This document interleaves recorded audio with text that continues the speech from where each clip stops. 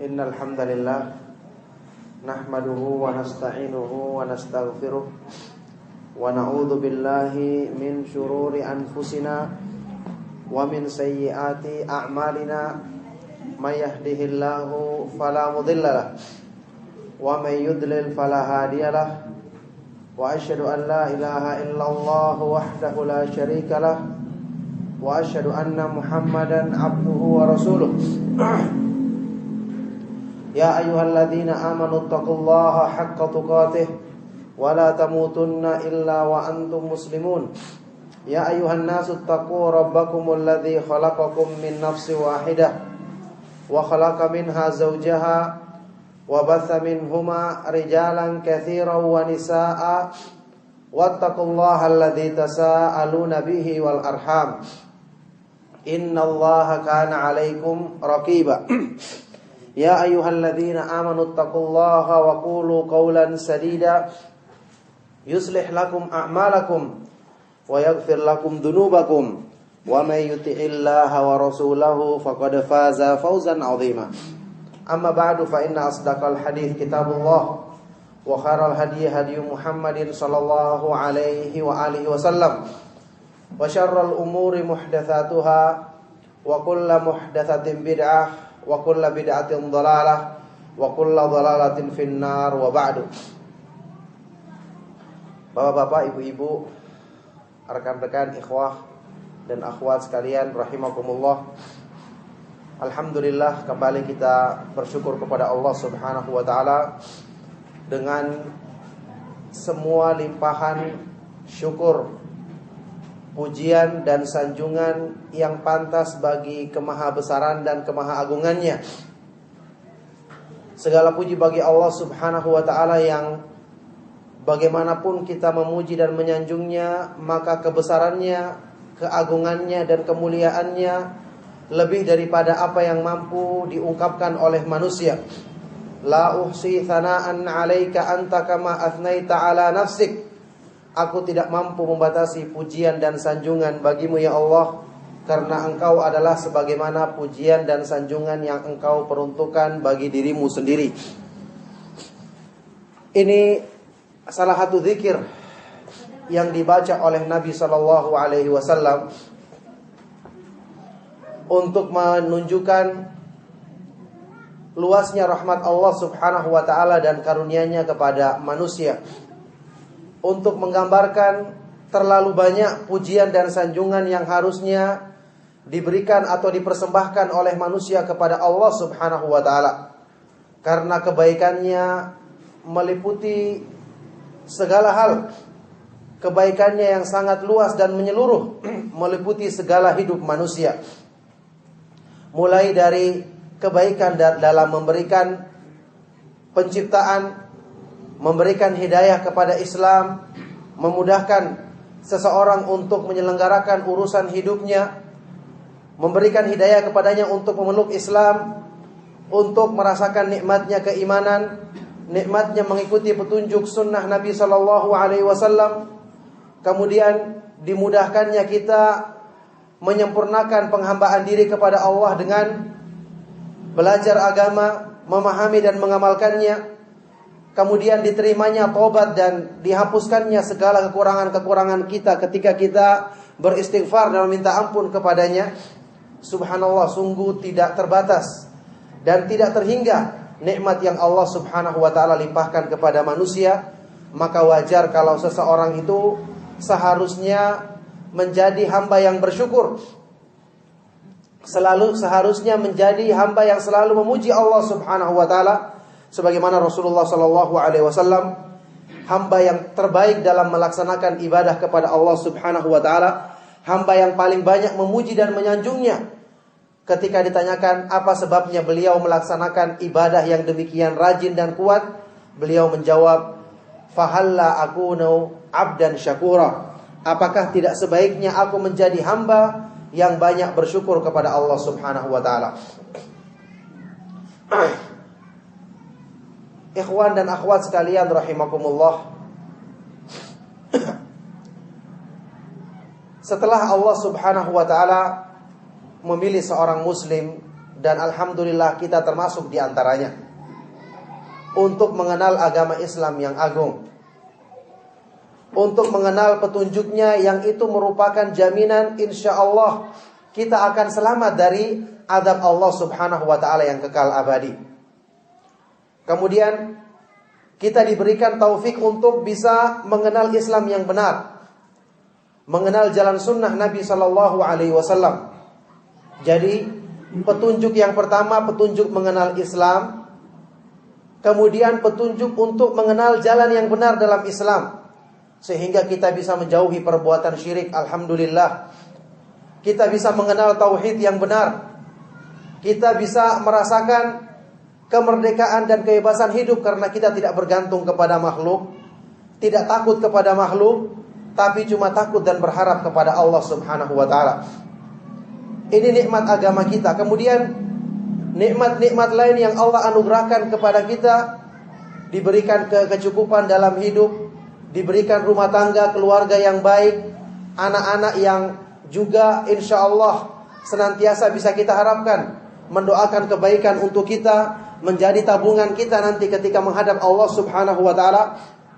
Maka seorang muslim yang tahu diri, mestinya dia berpikir, sekian banyak nikmat yang Allah subhanahu wa ta'ala anugerahkan kepadanya, sudahkah dia menegakkan rasa syukurnya kepada Allah dengan kesyukuran yang sebenarnya?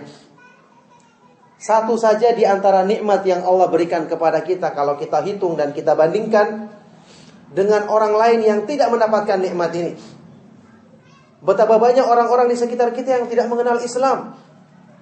Mereka mengikuti agama kafir, padahal mereka juga secara zahir bersungguh-sungguh melaksanakan agamanya, bersungguh-sungguh mengorbankan jiwa dan hartanya, tenaganya, waktunya untuk melaksanakan apa yang mereka anggap sebagai penghambaan diri kepada sembahan yang mereka sembah.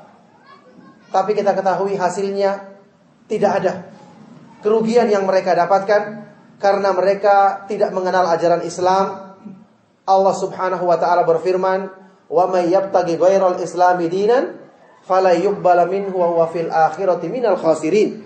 Barang siapa yang mencari agama, menghendaki agama selain Islam, maka Allah tidak menerima darinya, dan di akhirat nanti dia termasuk orang-orang yang merugi. Lihatlah mereka-mereka yang di sekitar kita, bandingkan dengan diri kita. Apakah ini tidak menjadikan kita bersyukur kepada Allah?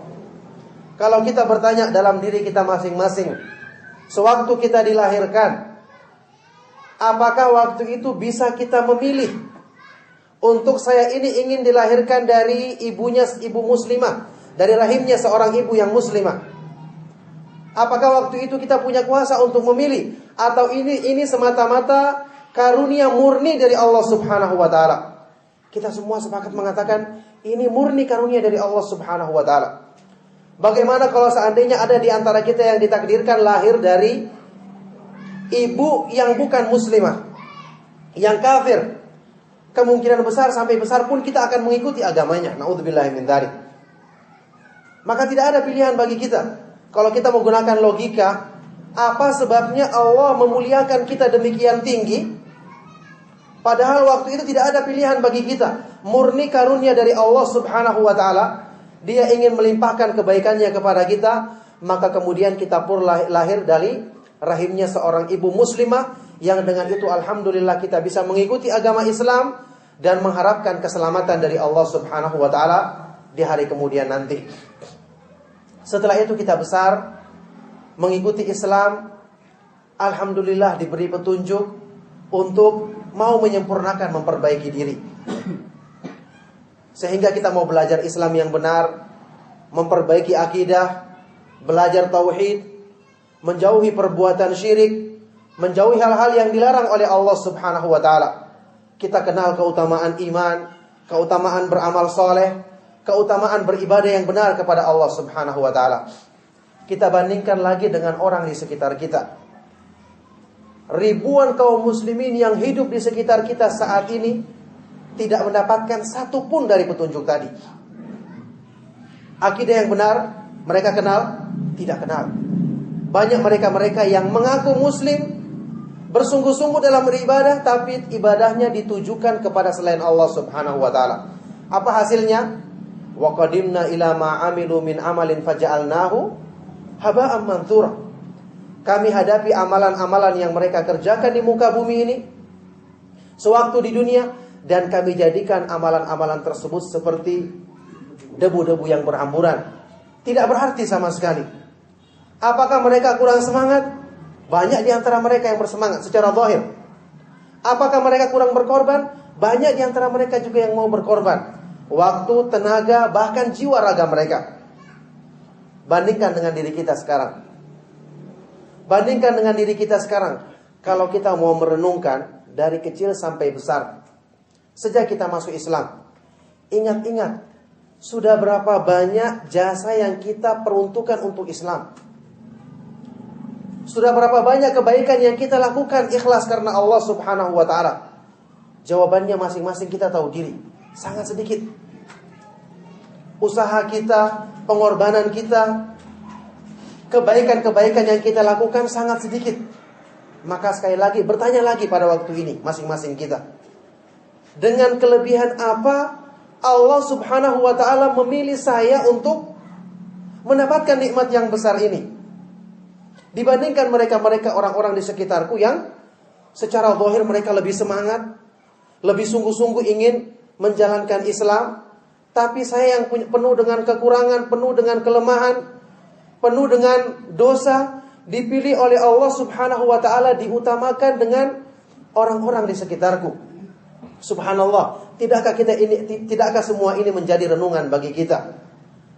Ternyata kesimpulannya kita akan mengatakan Allah Subhanahu wa ta'ala maha luas rahmatnya, maha agung karunianya, dan rahmat dan karunia Allah Subhanahu wa ta'ala tidak bisa dihitung atau diperhitungkan dengan perhitungan matematika.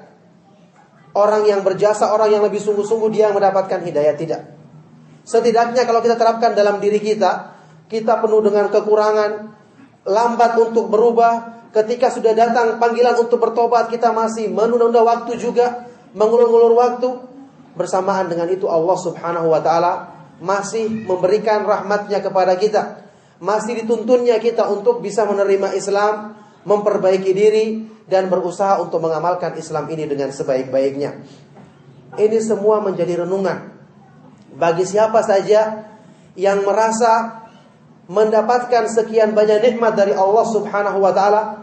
Sekali lagi, satu saja di antara nikmat tersebut, kalau kita dibandingkan orang-orang di sekitar kita, maka kita mendapatkan begitu luasnya limpahan rahmat dan karunia Allah Subhanahu wa ta'ala dalam keadaan sedikitnya kebaikan dan amal soleh yang kita lakukan dalam mendekatkan diri kepadanya. Ma'asyiral ikhwah wal akhwat rahimakumullah. Ini renungan dan panggilan bagi orang-orang yang masih memiliki iman, bagi orang-orang yang masih menyadari akan banyaknya kekurangan dirinya, akan lambatnya dia dalam bersegera kembali kepada Allah Subhanahu wa ta'ala, sementara sekian banyak dan sekian besar nikmat yang Allah Subhanahu wa ta'ala anugerahkan kepadanya. Cobalah kita renungkan bersama. Sampai saat ini kita masuk Islam sudah berapa tahun? Sudah berapa banyak fasilitas-fasilitas dan nikmat-nikmat yang Allah Subhanahu wa ta'ala anugerahkan kepada kita? Jawabannya sudah lama, sudah bertahun-tahun. Maka apakah waktu yang lama seperti ini belum cukup bagi kita untuk menjadi peringatan, untuk segera kita berubah, sekedar untuk menunjukkan rasa syukur kita kepada Allah Subhanahu wa ta'ala sebelum semuanya terlambat? Mungkin saya pernah sebutkan dalam kajian bahwa sahabat yang mulia Abdullah bin Mas'ud radhiyallahu taala anhu ketika menafsirkan makna firman Allah Subhanahu wa taala dalam surah Al-Hadid, alam ya'ni lil ladzina amanu an takhsha'a qulubuhum li dzikrillah wa ma nazala minal haqq wala yakunu kalladzina utul kitaba min qablu faqala 'alaihimul amadu faqasat qulubuhum wa katsirum minhum fasiqun. Belumkah datang waktunya bagi orang-orang yang beriman untuk hati mereka itu tunduk ketika mengingat Allah Subhanahu wa taala dan tunduk kepada kebenaran yang diturunkan kepada mereka. Dan janganlah mereka berbuat seperti orang-orang ahli kitab sebelum mereka, yang ketika berlalu masa panjang dalam hidup mereka, peringatan terus datang, kitabullah terus mereka baca, semua sebab-sebab yang mendatangkan kebaikan terpenuhi pada diri mereka. Berlalu masa yang panjang, mereka tidak mau mengambil pelajaran juga, tidak mau berubah. Akhirnya apa? Qasat qulubuhum, hati mereka menjadi terkunci, hati mereka menjadi beku. Dan kebanyakan mereka adalah orang-orang yang fasik, orang-orang yang rusak. Ini peringatan bagi manusia jika mereka selalu menunda-nunda untuk bertobat dan kembali kepada Allah Subhanahu wa taala. Padahal sekian banyak sebab-sebab kebaikan yang mestinya bisa merubah kita untuk mau kembali kepada Allah Subhanahu wa taala. Padahal sekian banyak dan sekian bermacam-macamnya limpahan nikmat yang Allah Subhanahu wa taala anugerahkan kepada kita, nikmat lahir dan batin, nikmat agama dan dunia. Maka kenapa semua itu tidak menjadikan kita sadar untuk mau berubah, mau tunduk kepada Allah Subhanahu wa taala, mau kembali kepadanya dengan bertobat dan segera memperbaiki diri. Ketika menafsirkan ayat ini, sahabat yang mulia Abdullah bin Mas'ud radhiyallahu taala anhu mengatakan, "Maka baina islamina wa baina an atabana Allahu bihadhil ayati illa arba'u sinin." Illa arba'u sinin. Tidak ada jarak antara masuk Islamnya kami para sahabat radhiyallahu anhum dan antara ketika Allah Subhanahu wa taala menurunkan tegurannya kepada kami dalam ayat ini, kecuali cuma 4 tahun saja. Waktu 4 tahun sudah cukup menjadi teguran bagi para sahabat radhiyallahu taala anhum untuk segera kembali kepada Allah Subhanahu wa taala. Maka bandingkan dengan kita yang sekian lama kita berislam, sekian lama kita hidup dalam nikmat Allah Subhanahu wa taala, sekian banyak nasihat, peringatan, ajakan untuk bertobat kita dapatkan, kita dengarkan. Bersamaan dengan itu kita cuma tenang-tenang saja, tidak mau berubah keadaan diri kita juga. Padahal kita semua menyadari semua nikmat ini dari Allah Subhanahu wa taala. Padahal kita semua menginginkan keselamatan darinya. Padahal kita semua butuh kepada taufik dan pertolongannya. Bukankah ini merupakan sikap tidak tahu diri? Na'udzubillahi min dzalik. Bukankah ini merupakan sikap yang menggambarkan orang seperti ini seharusnya pantas untuk dicabut hidayah darinya? Na'udzubillahi min dzalik. Maka ma'asyiral ikhwah rahimakumullah, ketahuilah bahwasanya Allah Subhanahu wa taala Maha mampu untuk menyesatkan siapapun.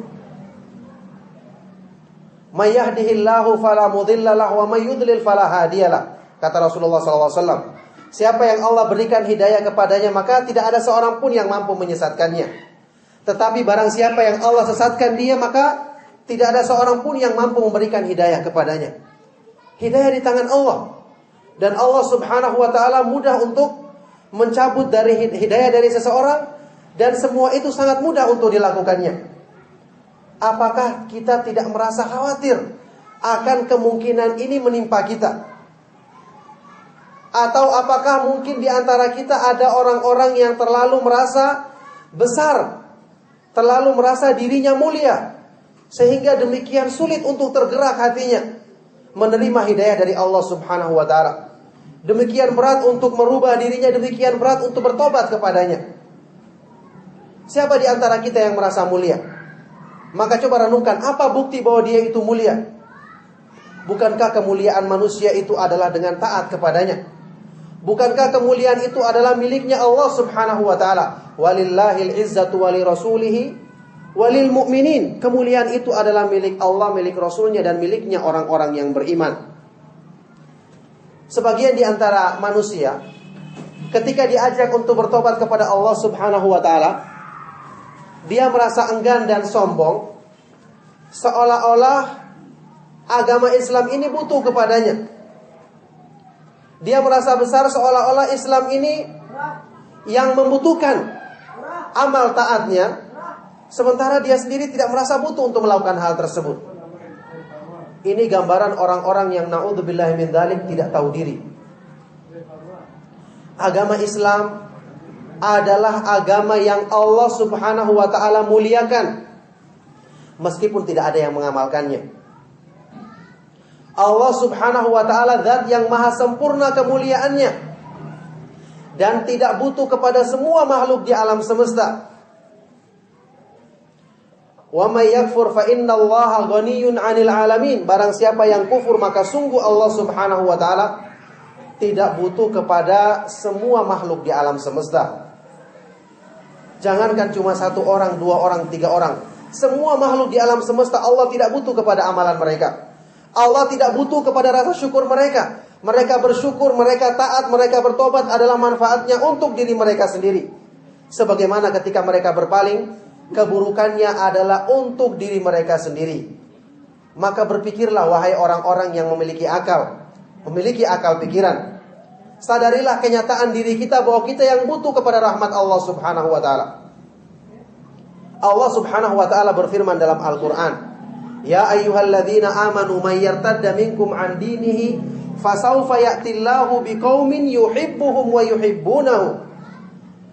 Wahai orang-orang yang beriman, barang siapa di antara kamu yang murtad berpaling meninggalkan agamanya, maka Allah tidak butuh kepadamu, karena Allah mampu untuk mendatangkan kaum yang lain yang Allah mencintai mereka dan mereka pun mencintai Allah. Masih banyak orang-orang yang tahu diri, yang lebih tahu diri daripada orang-orang yang tidak tahu diri ini, yang mau untuk mendapatkan rahmat Allah yang demikian luas. Banyak orang-orang yang antri untuk mendapatkan hidayah. Kalau ada di antara kita yang tidak mau menyambut hidayah tersebut, maka silakan berlalu, Allah tidak butuh kepadanya.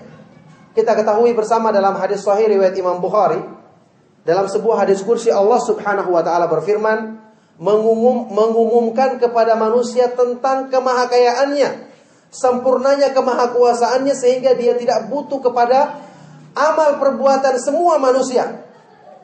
Allah berfirman, "Ya ibadi law anna awwalakum wa akhirakum wa insakum wa jinnakum kanu ala atqa qalbi rajulin wahidin minkum ma zada dzalika fi mulki syai'a."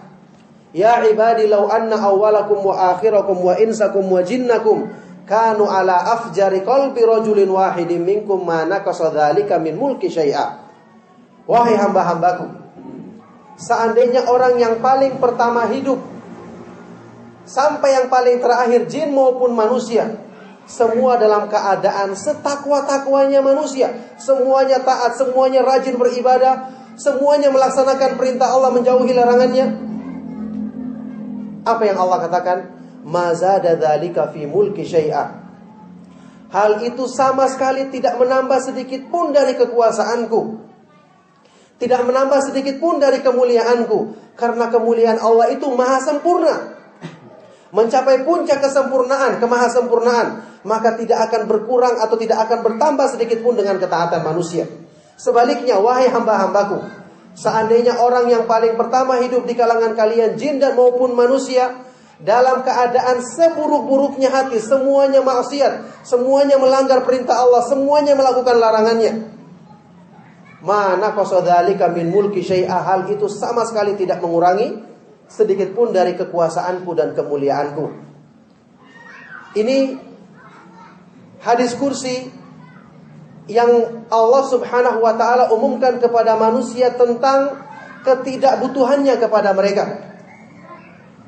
Maka Allah Subhanahu wa taala ketika memberikan hidayah kepada manusia, maka itu murni karunia darinya, yang kemudian nanti balasan kebaikannya untuk manusia itu sendiri juga murni karunia dan rahmat darinya. Sama sekali Allah Subhanahu wa ta'ala tidak mengambil keuntungan sedikit pun dari semua itu. Makanya setelah menyampaikan hadis kursi ini, Rasulullah SAW bersabda, "Faman wajada khairan falyahmadillah, Wa man wajada ghaira dzalika fala yalumanna illa nafsahu. Oleh karena itu barang siapa yang mendapati kebaikan dalam dirinya, jangan berpikir kemana-mana, hendaknya dia memuji Allah semata-mata. Kebaikan itu dari Allah, dialah yang memberi taufik kepada kita. Kemudian dia memberikan kemudahan agar bisa kita mengamalkannya. Setelah itu dialah juga yang memberikan balasan kebaikan tersebut, yang semuanya itu kembalinya untuk manfaat diri kita sendiri. Tidakkah dengan itu wajar? Man wajada khairan falyahmadillah.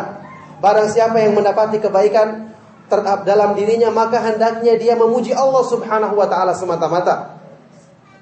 Wa man wajada ghaira dzalika fala yalumanna illa nafsahu. Dan barang siapa yang mendapati selain dari itu, maka janganlah dia mencela kecuali terhadap dirinya sendiri.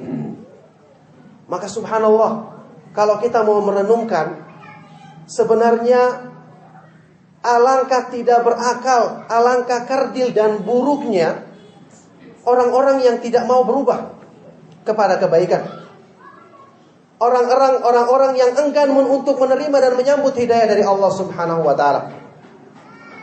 Apa yang dipikirkannya dalam dirinya? Apakah dia ingin hidup kekal selama-lamanya di dunia ini, tidak meninggal dunia? Apakah dia mau mencari Rabb selain Allah Subhanahu wa taala yang akan memberikan kebaikan baginya kalau dia tidak menghadap kepada Allah? Jawabannya tidak. Apakah nanti dia bisa lari dari ancaman azab Allah Subhanahu wa taala kalau saat ini dia tidak mau kembali kepadanya? Jawabannya tidak. Maka apa yang membuat dia enggan untuk segera kembali kepada Allah Subhanahu wa taala? Apa yang menjadikan manusia untuk mengulur-ulur waktu segera bertobat kepadanya? Apakah seorang manusia tidak merasa khawatir akan saatnya nanti Allah Subhanahu wa taala jika melihat memang orang ini tidak tahu diri dan tidak pantas mendapatkan petunjuk darinya, yang akibatnya kemudian Allah mencabut hidayahnya darinya? Na'udzubillah min dzalik. Allah Subhanahu wa taala memang menawarkan kepada manusia berbagai macam hidayah kebaikan untuk mengikuti petunjuknya, mendekatkan diri kepadanya, bertobat kepadanya. Tapi ingat, ini ada batas waktunya. Sampai kapan?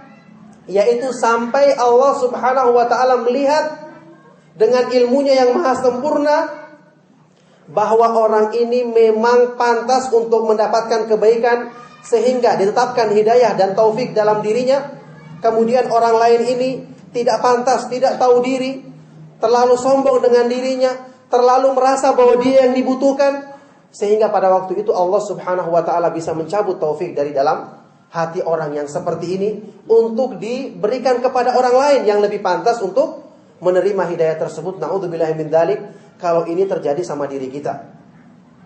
Jadi ada saatnya Allah Subhanahu wa taala murka. Ada saatnya Allah Subhanahu wa taala berbuat seperti yang Allah perlakukan orang-orang munafik di zaman Nabi sallallahu alaihi wasallam. Kurangnya apa mereka? Mendengarkan petunjuk Nabi sallallahu alaihi wasallam, peringatan dari dai yang terbaik Rasulullah sallallahu alaihi wasallam. Tapi mereka tidak berubah-berubah juga, tidak mau mengambil pelajaran juga. Akhirnya setelah itu tidak ada satu kebaikan pun yang bisa masuk ke dalam hati mereka. Allah berfirman tentang orang-orang munafik, afala yatadabbaruna al-Qur'ana am ala qulubin aqfaluha.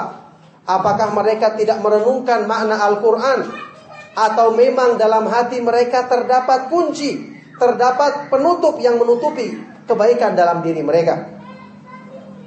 Subhanallah, kalau kita mendengarkan peringatan dari Al-Qur'an, dari hadis-hadis Nabi sallallahu alaihi wasallam, dari peringatan-peringatan yang disampaikan oleh ustadz yang menyampaikan pengajian, kita masih tersentuh hati kita, masih ada kesadaran untuk mengoreksi diri kita, maka ketahuilah ini tanda-tanda kebaikan.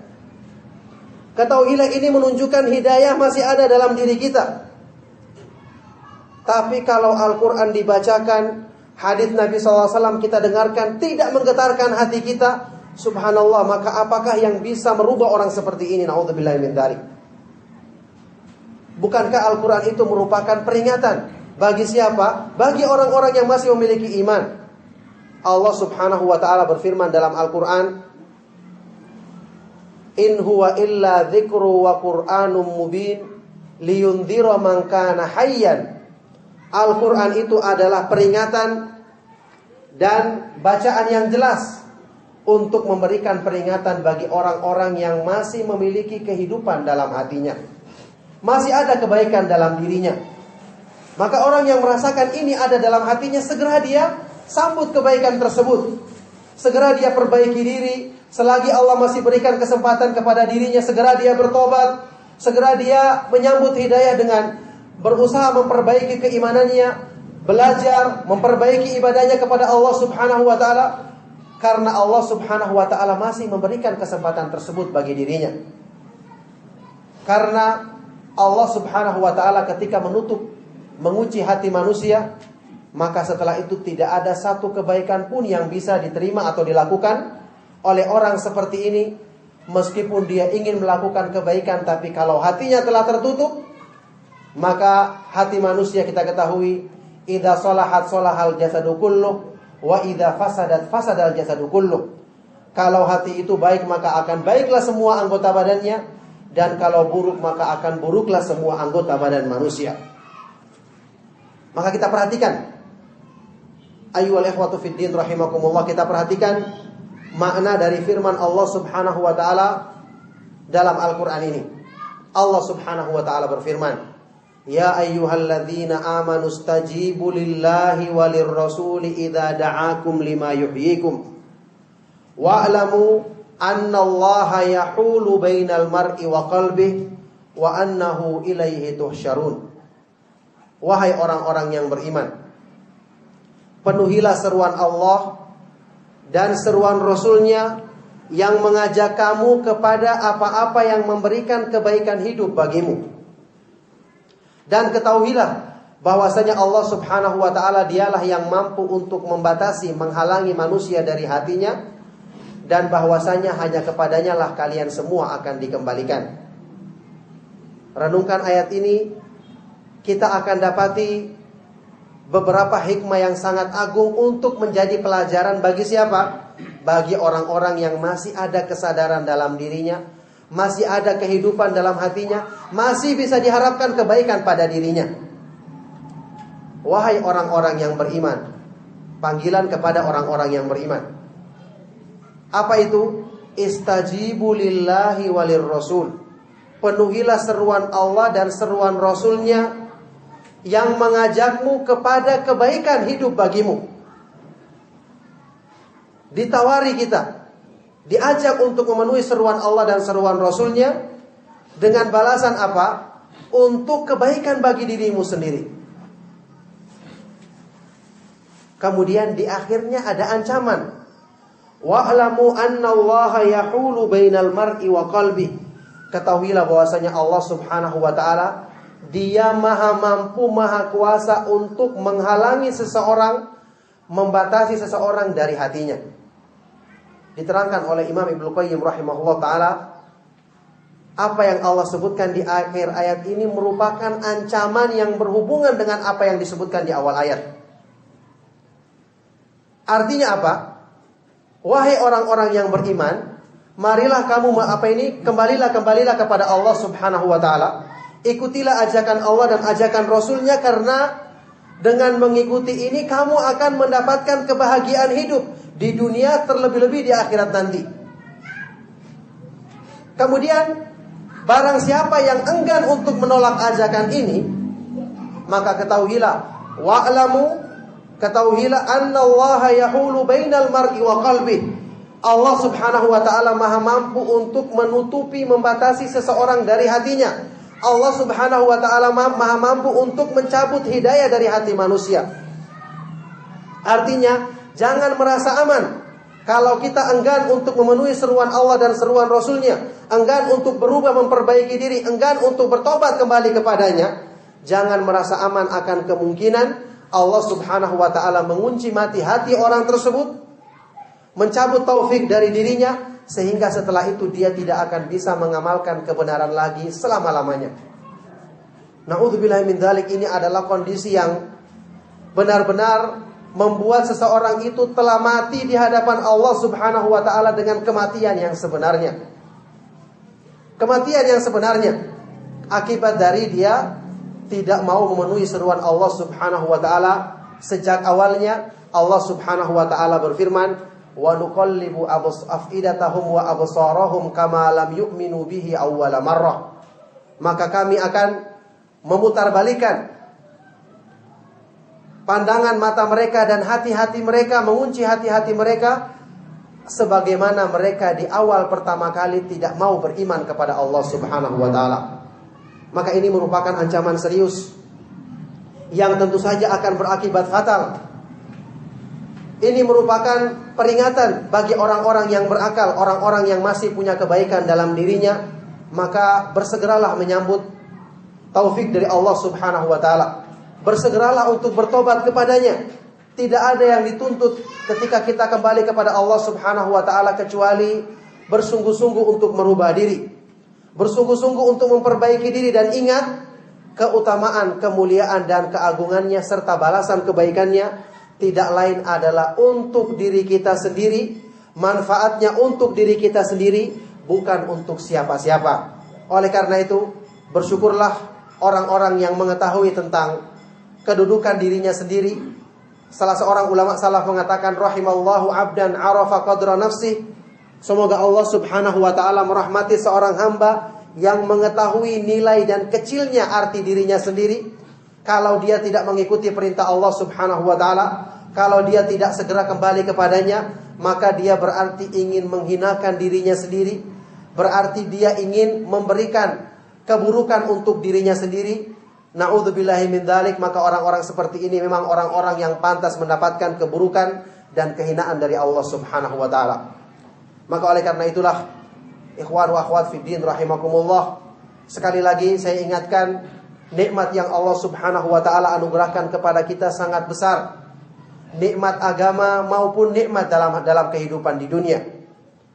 Pengajian-pengajian yang Allah Subhanahu wa taala mudahkan bagi kita untuk kita mengambil faedah dalam rangka meningkatkan keimanan sangat tersebar dan mudah kita dapatkan di sekitar kita. Dibandingkan orang-orang lain yang hidup di sekitar kita yang mereka dihalangi hatinya untuk menerima kebenaran Islam, kebenaran dakwah sunnah Nabi Shallallahu Alaihi Wasallam ini, yang tentu saja ini menjadi perbandingan bagi diri kita untuk kita mensyukuri nikmat Allah Subhanahu Wa Taala yang tiada terhingga ini.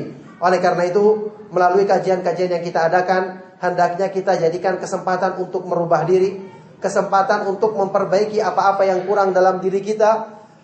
Masing-masing kita mau tidak mau akan mengakui, semakin dia belajar, semakin dia dekat kepada Allah Subhanahu wa taala, maka semakin banyak pula bagian dari kebaikan hidup yang dirasakannya.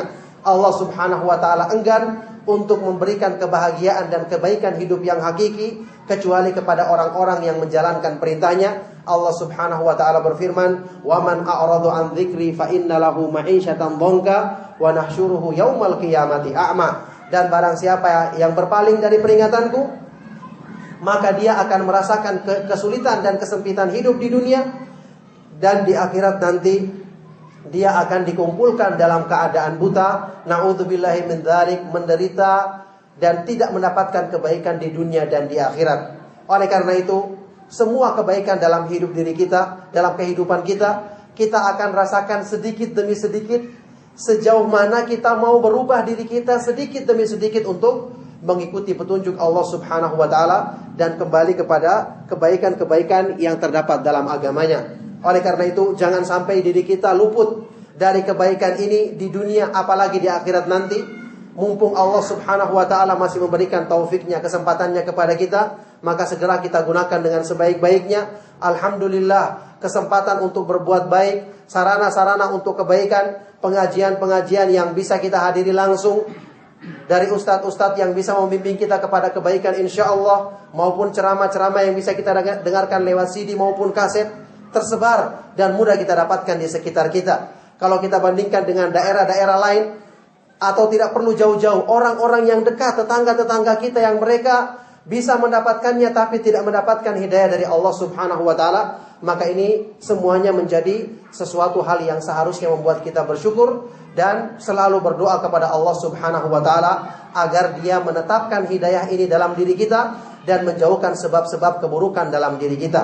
Maka ketahuilah ayyuhal ikhwatu fillah, ketahuilah bahwa yang namanya taufik itu dari Allah Subhanahu wa taala. Tapi kunci untuk mengusahakannya adalah dengan kesadaran manusia sendiri. Taufik itu adalah dengan menyadari kebaikan itu adalah di tangan Allah Subhanahu wa taala semata-mata, maka kita meminta kepadanya dan melakukan sebab-sebab untuk mendapatkannya, yaitu dengan bersegera memenuhi seruan Allah Subhanahu wa taala dan seruan Rasulnya sallallahu alaihi wasallam. Inilah peringatan wa dzikra tanfa'ul mu'minin, dan peringatan itu bermanfaat bagi orang-orang yang beriman. Maka hanya orang-orang yang berimanlah yang bisa mendapatkan nasihat, yang tergetar hatinya untuk mengikuti peringatan dari Allah Subhanahu wa taala. Maka orang-orang yang tidak mendapatkan manfaat dari peringatan, maka hendaknya yabki ala nafsihi, dia menangisi dirinya sendiri karena hatinya telah terkunci mati dan telah jauh dari kebenaran. Na'udzubillahi min dzalik. Semoga Allah Subhanahu wa taala memberikan manfaat kepada kita dari peringatan ringkas ini, dan semoga Allah Subhanahu wa taala senantiasa menetapkan hidayahnya dalam diri kita, serta semoga Allah Subhanahu wa taala senantiasa memudahkan sebab-sebab kebaikan untuk diri kita dan memudahkan segala sesuatu yang membawa kepada keburukan dalam diri kita. Demikian, afwan, minta maaf kalau ada kata-kata yang kurang berkenan atau ada penjelasan yang kurang yang menyakiti atau kata-kata yang kurang berkenan, dan afwan atas segala kekurangannya. Saya cukupkan. Sallallahu wasallam mubarak ala nabiyina Muhammadin wa ala alihi wa ashabihi wa man tabi'ahum bi ihsanin ila yaumil qiyamati wa akhiru da'wana alhamdulillahi rabbil alamin. Ada pertanyaan silakan ya.